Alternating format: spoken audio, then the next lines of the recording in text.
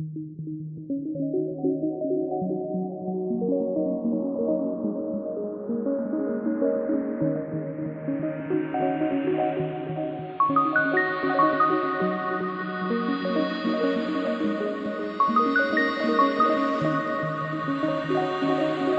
to the Flan Foundation for Mental Health. It's been a while, but this is a fascinating new episode as I got to chat with someone who is bravely grappling with the after effects of child sex trafficking. Her name is Hope Doe, and we discuss her memoir and the experiences that led to its publication. She is very brave to share her story, and it is a fascinating one. Let's go talk to Hope. Hello? Hi, Hope. Yes? Hey, this is Morgan. How are you doing? I'm good. How are you? Can you hear me okay? Yes, I can, yeah. All right. So thank you for doing the podcast. And first of all, just get you to tell me about your book. So what is the title, and what is it? What ground does it cover? Basically describe what the plot of the book is. Okay. I just wanted to say thank you for having me on your podcast. I'm really excited to be here and to get to talk with you. Oh, it's a pleasure. The name of my book is Suicide and Sex Work, Finding God in a Godless World. It releases on July 30th of 2019, which is actually the World Day Against Trafficking in Persons, which is why I chose that day. Oh, yeah, great timing, yeah. And the book itself is my testimony. So it's my story of going through sex trafficking and then after that becoming a sex worker and my healing through all of that and what that did to my faith. And how will the book be available for sale? You can order it at barnesandnoble.com, or you can go into your local Barnes & Noble and order it. You can actually pre-order it now. Okay, so what I'm going to start off with, so I'd like to know about your pre-trafficking life. Can I get a thumbnail of the circumstances of your life before it all started, like where you were born, what kind of circumstances did you live in with your family, etc.? I grew up I started out in a very typical household. My parents lived together. They were married. I had a big brother. We grew up out in the middle of nowhere, USA. When I tell people where I'm from now, they still go, "Where is that?" So it was very normal from the outside. Beyond that, we were extremely poor. I grew up with, it was very common for us to not have food in the house and to not have electricity, to be behind on our rent. So it was very stark contrast, what everyone else saw versus what was actually going on at home. But were you living in a rural area or in a city or a small town, or?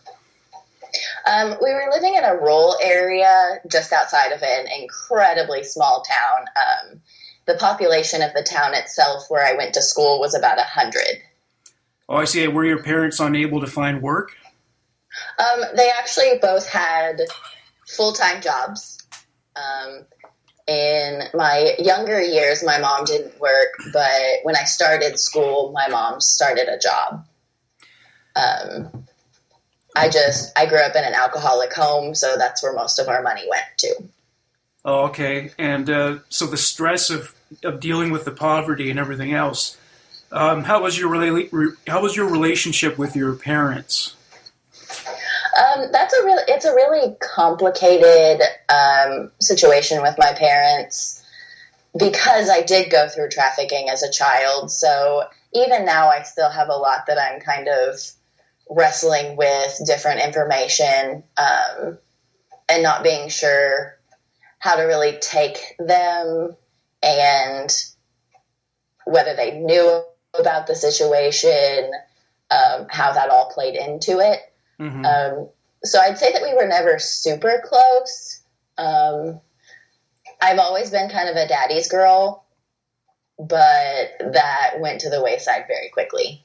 Yeah, different people have clear memories of their life from 6 years old going backwards, and then some people remember very little. So how clear are your memories of that time of your life? I have some very distinct memories that I could probably tell you weird details about that normally others wouldn't remember. And then there are chunks of time that are just blank. Oh, I see. And now, who was responsible for coercing you into the sex trade? You don't have to give a name, of course, but who was it? What was their relationship to you? He was my great uncle. And he was also my dad's boss and my neighbor and my babysitter. So. And were your parents aware of this? Like I said, that's something that I'm really still struggling with. I'm not entirely sure. I have suspicions, but I can't definitively say necessarily yes they knew or no they didn't know. Mm-hmm. I mean, I have memories that lean to, like, obviously they knew about it, but that's something that's really hard for me to grapple with. So, sure. And did that uncle take liberties with you? Did he sexually abuse you? Yes, he actually he started molesting me before any of the trafficking started. He sexually abused me for 2 years before the first time that I was trafficked. And so how did he go about getting you involved in that whole area of child sex trafficking in terms of, I guess, making it routine and making it profitable? How did he go about it? He just kind of started out with a client, is what I usually call them, just one or two here and there, and it gradually just became more frequent. I found out later that he was making and selling meth. So he just kind of, in general, had just a criminal background. Mm-hmm. So I'm not really sure on his end how things got started and how he went about that and how he knew how to get clients. I don't have a way to know any of that. And so did he really force you aggressively into it, or were you manipulated? How did he get you to actually do these things? At that point, when it first started, I thought I had to. He was a grown-up, and he was telling me, a child, that I had to do this. And I really didn't have the capacity to know, hey, this is wrong, I shouldn't be doing this, this is bad. I knew that it felt bad, and I knew I was confused, but I didn't know that I was allowed to tell him that I didn't want to do it. And what kind of people were the clients? Were they real lowlifes, real underworld types, or were they come from other economic classes? With as many clients as I had, they came from all walks of life, from members that were active in my church to local government, these fine, upstanding citizens, to people with warrants out for their arrest, to just criminals in general. And as far as the so-called upstanding citizens, have you ever recognized any of them in the media, for instance? I have around election time. I've since moved somewhat away from that area, so I don't see advertisements up for re-election as much. And also, this was over a decade ago, so a lot of them have kind of stepped down from their positions. They've retired. So I don't see them as much in the media, but I am in a local big town near that small city. So I do see them around occasionally. And what is it like? I'm particularly curious about, seeing all the election propaganda talking about what great people they are, what they have to offer, and I'm thinking, what must that have been like for you to think of your experience with them while all that's going on? When I was younger, I was terrified that these men were continuing to be given power, because I knew what they would be doing with that power. As I got older, it just kind of made me angry that these people don't deserve to be in office. They don't deserve to have a leadership position. They don't deserve that recognition and those accolades. Now I think I'm a little cynical about it. And it shouldn't be like this, but I kind of feel like it just happens. Mm-hmm. That they're given these positions, and they just think that they're invincible now. And what was your life like between these encounters with clients? Did you go to school, or did you have a normal life at all? I did go to school. I went to school regularly. I got good grades for the most part. I was involved in extracurriculars. I played sports. I was a Girl Scout. So there were things that I got to do that were just normal child things. And I made a point to include those in my book because it's important for people to see the contrast. Like, I was living a normal, quote unquote, normal life when I was going to school and I was hanging out with my friends versus when I went home. And I can't help but wonder if at the same time there must have been a certain amount of loneliness that went along with that, in terms of thinking that you didn't know anyone who was going through it. You maybe didn't think you could talk to anybody about it. I don't know if you knew it was wrong instinctively. So did that persist as well, where like in the background there's this trauma going on? Absolutely, especially with adults, because there were more than one circumstance where I told an adult that something bad was happening to me and nobody did anything. And I was met with a lot of pushback. So especially around adults, I grew up kind of thinking I can't trust these people because the adults in my life that I trust are hurting me, and the ones that I'm reaching out to for help are also by extension hurting me by not believing me, not helping me. And was there any other kind of abuse besides the sexual abuse? Was that uncle physically abusive to you or emotionally abusive? He was incredibly manipulative. Just with the I love you, I want to take care of you, I want what's best for you kind of thing. And he just gradually got more cruel and more violent as a means of continuing to take control of me. Mm-hmm. And he eventually started doing the drugs that he was making. And in doing the drugs that he was making, those things, the cruelty and the violence, just got worse. And did he ever bribe you, or did he ever share any of the proceeds with you, any of the money at all? No. I never got any of the money. He did, especially in the earlier years, I regularly got gifts.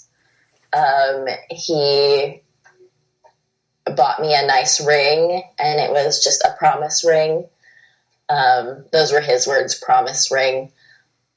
He got me gifts on my birthday and at Christmas. He bought me Valentines. So especially in the earlier years, he spent money on me, but I never received any of the money he was making. And did you ever tell any of your friends about what was going on, or ever ask them if they had these experiences, like wondering how normal is this exactly?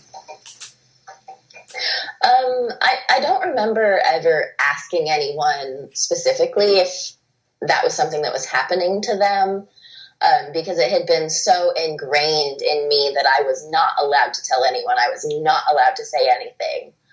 And the few times that I did say something and my uncle found out about it, I was severely punished. So I learned very quickly to keep my mouth shut.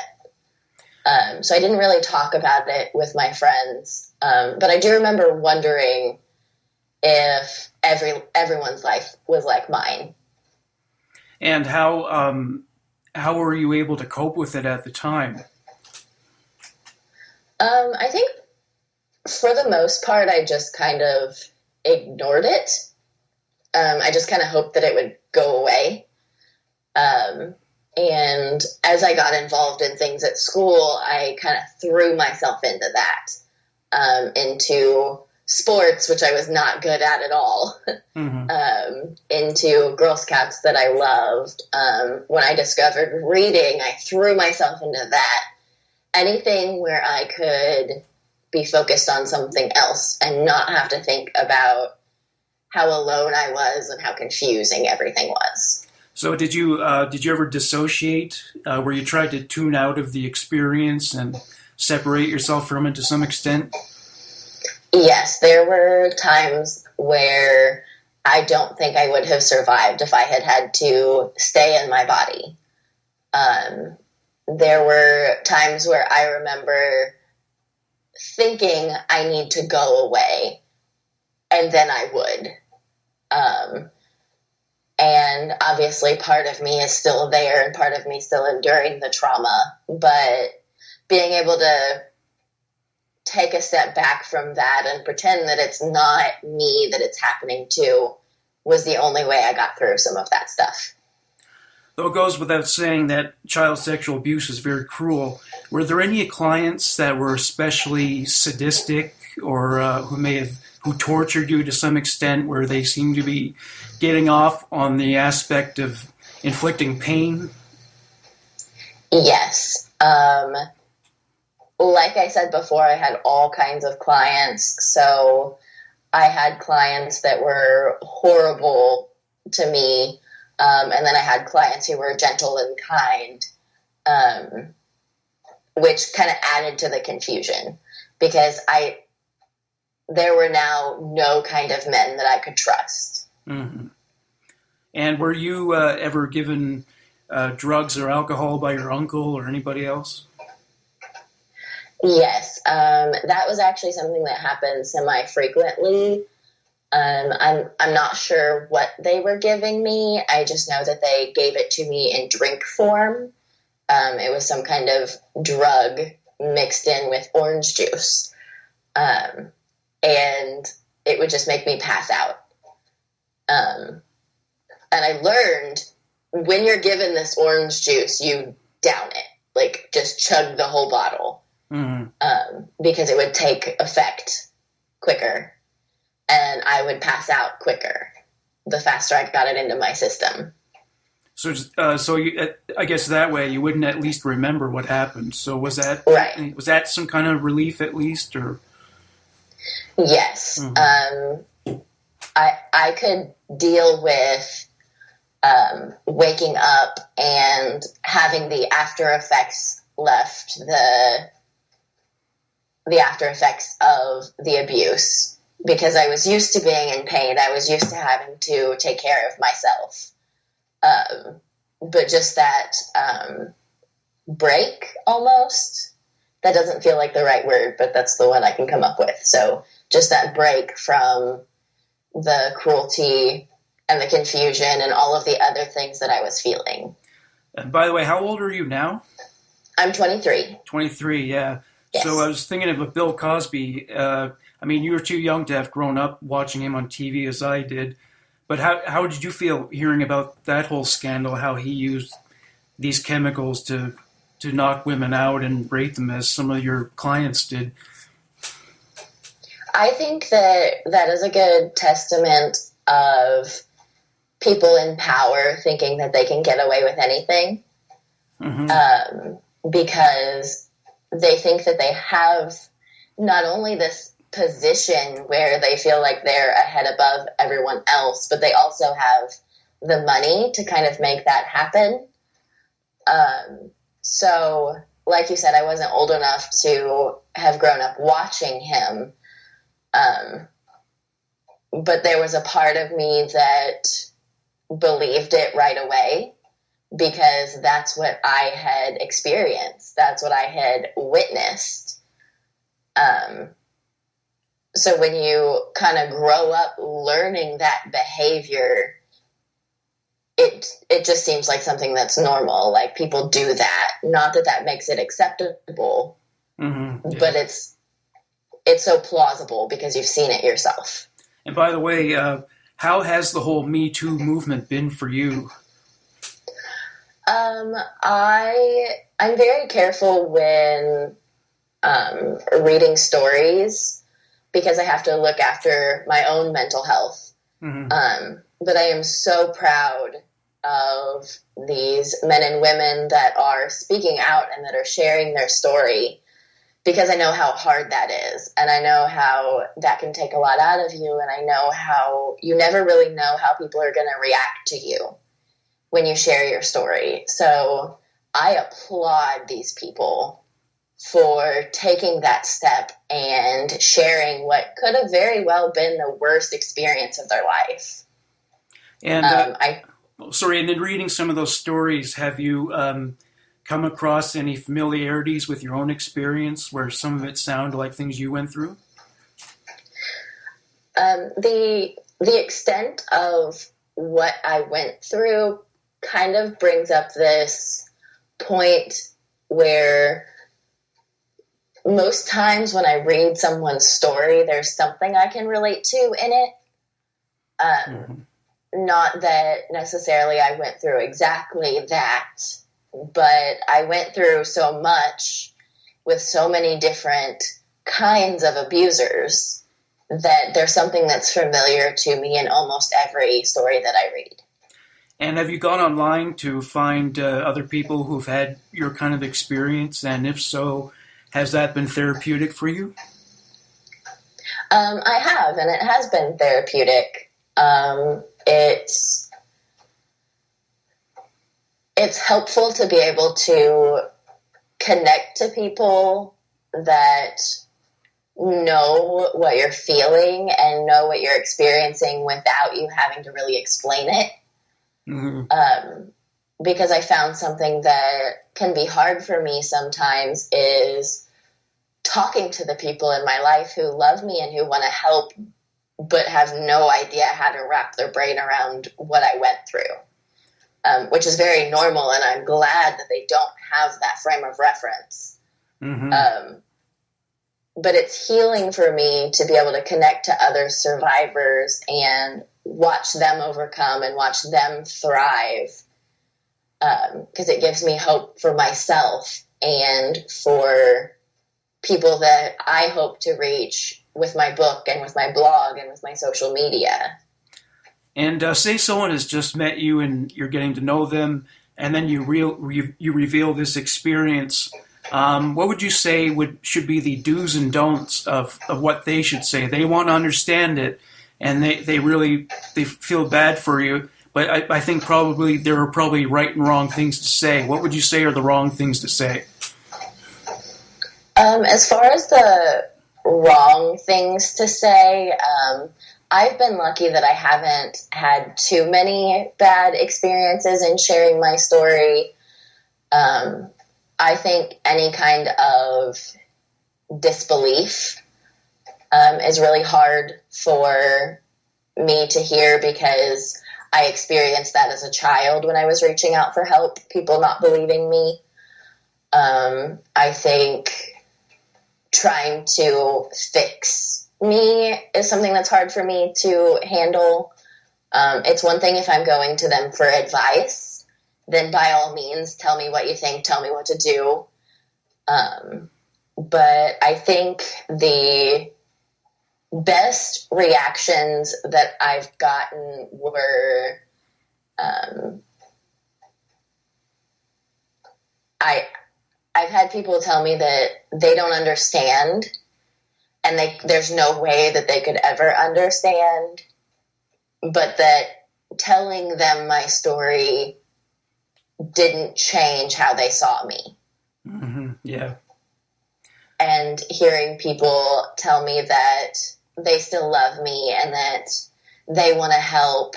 I've been met with, "Can I give you a hug?" which is always a good thing to ask. Yeah. When someone discloses that to you. I've yet to have someone ask me if they can hug me and me tell them no. Yeah.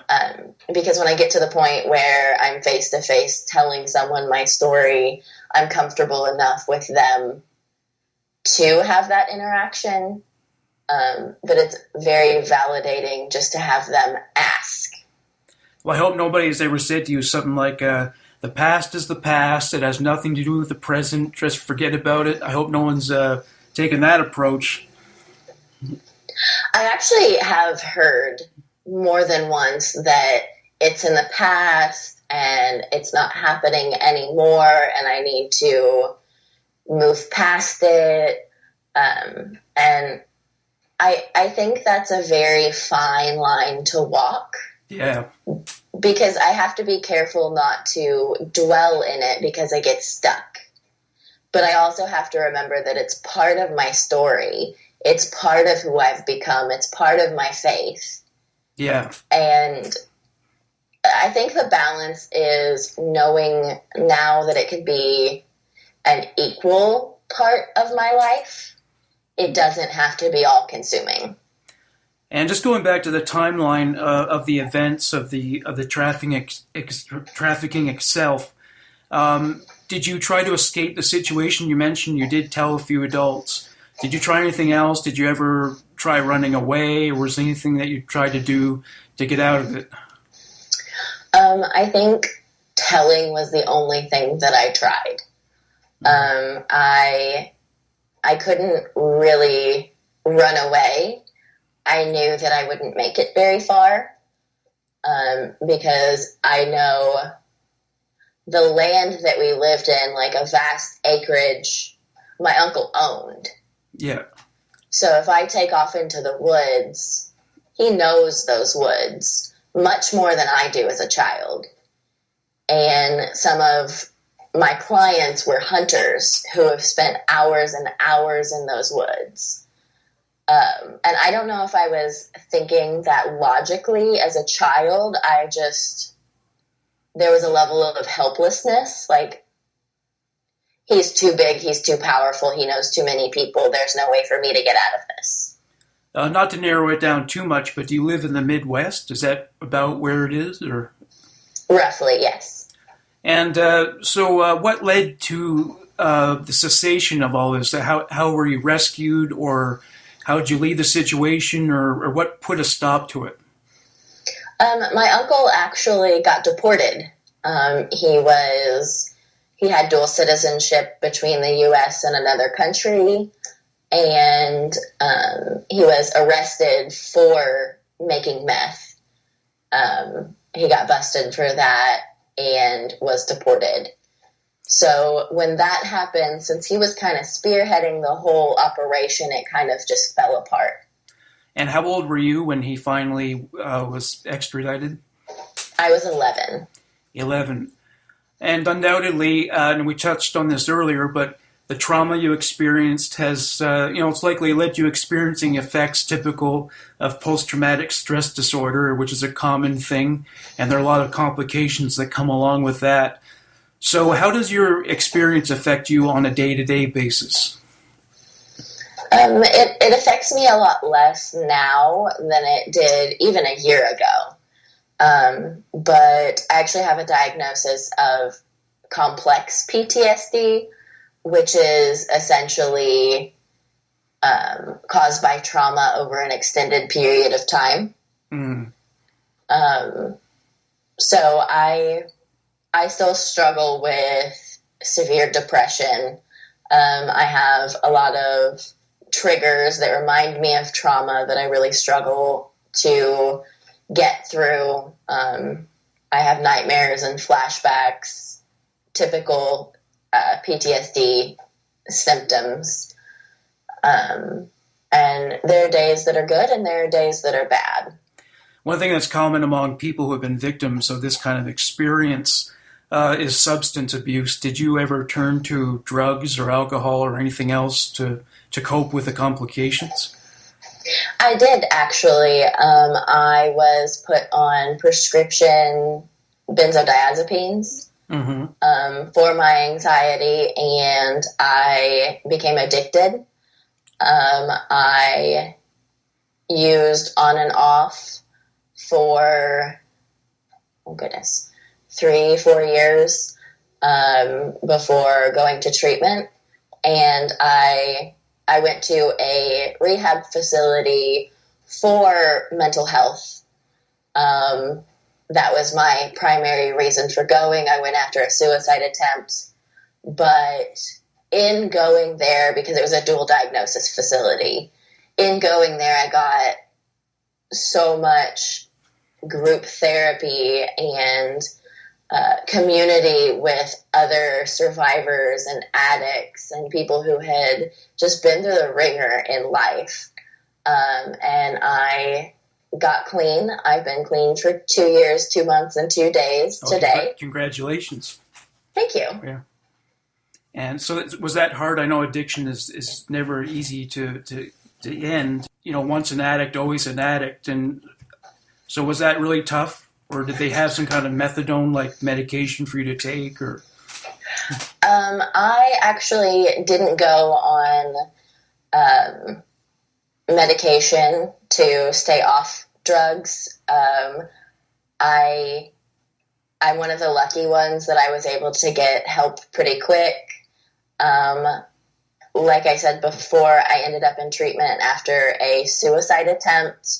So I had been in the hospital receiving fluids for several days that had kind of flushed a lot of that out of my system. Mm-hmm. So I was very lucky in how it all played out. Not everyone gets that. And you mentioned earlier that your relationship with your parents is complicated. So when they found out about what your uncle had been doing to you, how did they react? We have never had the conversation that I was trafficked. Oh, I see. They know that he molested me. They don't know anything beyond that. And how did they react, at least to the news that he had been molesting you? I remember when I first told a teacher when I was a 7th grader. So social services got involved and there was a police report filed, and the social worker went to talk to my mom.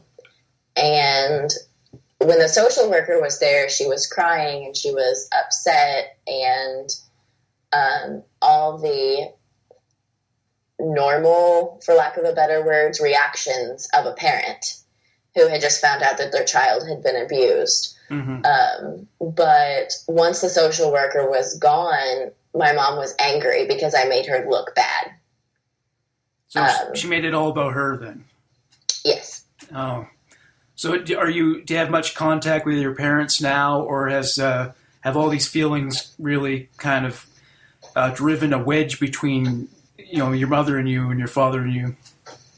There is definitely a wedge, but I still see them. I actually saw them today. They were here a few hours ago. They just kind of showed up. They do that sometimes. So I do see them. It's really hard. I don't like to spend extended periods of time with them, but they are still a part of my life, yes. And are you nervous about publishing this book? I don't know if you're going to show them the book or if they're going to find out about it, but are you worried about that aspect of publishing? I definitely am worried, yes. That's part of why I'm using a pseudonym, not only for safety reasons with my traffickers, but also because of my family. Because it's very shaky ground to share my story, because I don't know how it will be taken. I don't know what kind of reaction I will get from my family, because my trafficker was family. The only family I have any real connection with is that side of the family. And yes. Sorry, go on. Sorry. So I'm not sure. I'm not sure how they'll take it. I'm not sure if I'll be met with anger or aggression. There's not really a way for me to predict how it's going to play out, which is part of the reason I chose to publish under a pseudonym. Well, I know in a lot of rural cultures, they can be sometimes misogynistic. The males are much more respected than the females, and the boys are often the favorites, and girls are not treated as well. Do you think that may have been a factor in it as well? I don't really know if that's necessarily a factor, because in my small town, even the girls were kind of rough and tumble. Mm-hmm. I grew up, like I said, playing sports, which I wasn't very good at. I grew up playing outside and playing in the dirt and building tree houses and things that were very considered to be masculine activities, which is kind of silly because I was just a child playing outside. But especially in my family, because my brother is not the things that would be typically considered masculine. So I was the tomboy and he was not. Oh, interesting. And you mentioned the traffickers. So it sounds like they're part of a network. And I've read about these child sex rings before. You mentioned that you're publishing under the pseudonym because you're concerned about what their reactions would be. So I was wondering what you think is the potential they have for violence in terms of being exposed. I am not entirely sure what they would do. I haven't like received any direct threats or anything. But I grew up with them abusing me. When you're placed into that situation, you learn a lot about these men. So I know what they're capable of. Yeah. Which is why it kind of scares me, because I know the level of violence that they're capable of. I know how cruel and sadistic they can be. And after your uncle was deported, did any of them approach you somehow? Did they ever track you down and see if they could do it again? I don't recall any of them reaching out to me specifically to kind of take over that role that my uncle had. I do remember that there were one or two, maybe three that became clients when I was a teenager doing sex work. So I again was dealing with these same men. And so with all this trauma in your background, are you able to pursue a normal, healthy sexual relationship with someone wherein you're able to separate the sex you have consensually with the type you were forced into as a child? Is that become a very difficult thing for you, or are you able to separate the two? It's kind of hit or miss. It depends on the situation. It depends on the person. I will occasionally have flashbacks. I do occasionally struggle with that kind of thing to the point where I avoid it. I've had trouble with going the other way and being promiscuous. So it does affect me sexually, yes, but it was such a big part of the formative years of my life that there's not really anything it doesn't affect. I have heard about that promiscuity before on the part of young women who have been sexually abused.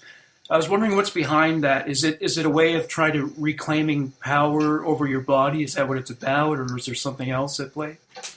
I mean, I can't speak for anyone but myself, but for me, I knew that it was just returning to what was normal. That was something that I knew how to do. It was something I knew I was good at. So that was just something that I went back to because that's what I had always gone to. And when you started dating in earnest, I don't know what point it was when you started, telling the people you're dating that this happened to you. What kind of reactions do you get? Are they ever turned off? Do they stop seeing you, or are they understanding? What kind of reactions have you gotten? I've actually only ever told 2 of my boyfriends. And the first one was really cool about it. He was a lot more mindful of triggers and making sure I was okay. And the other one I told was just like, wow, that's messed up, and just went about his business. Oh, that must have hurt. Because of his profession, I wasn't surprised. I just kind of assumed that he had heard or seen a lot of that. Oh, I see.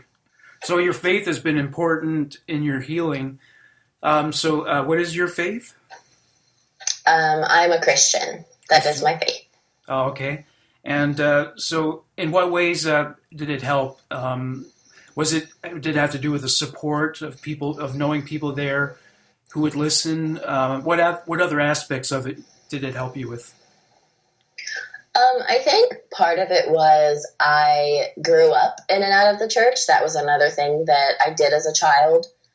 And I had seen people around me that just seemed so on fire and so in love with God, and they were getting all of this comfort and all of this grace. And I just remembered wanting that so much, to the point where it was something that I have been pursuing my entire life. And I'm still pursuing it to an extent. But especially in the church group that I have now, they just kind of accept me how I am. And having them accept me where I'm at and loving me through my struggles and celebrating my triumphs with me has been so healing. And I know I've seen in these people watching me struggle, they reach out to God and they're like, God, I don't know what to do. Tell me what to do.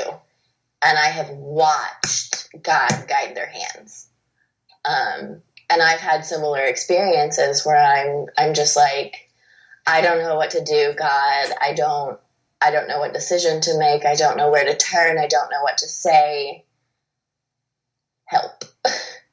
And it's just been something that's been so much of a comfort to me to have that.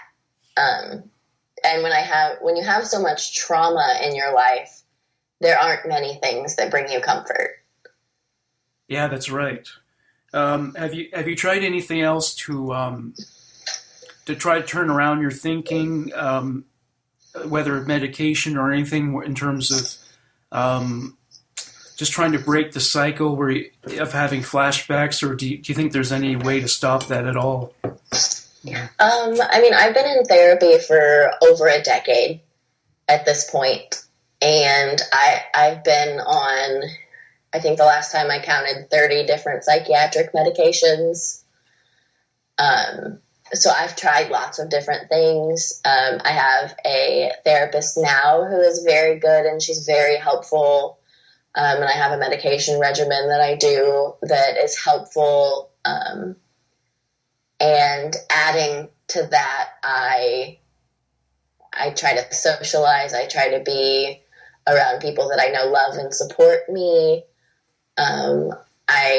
That's another thing that is very involved in my faith, because not only do I have the faith to turn to where when I'm feeling overwhelmed, I can pray about it. I can listen to Christian music. I can read my Bible. I can prayer journal, or I can call someone.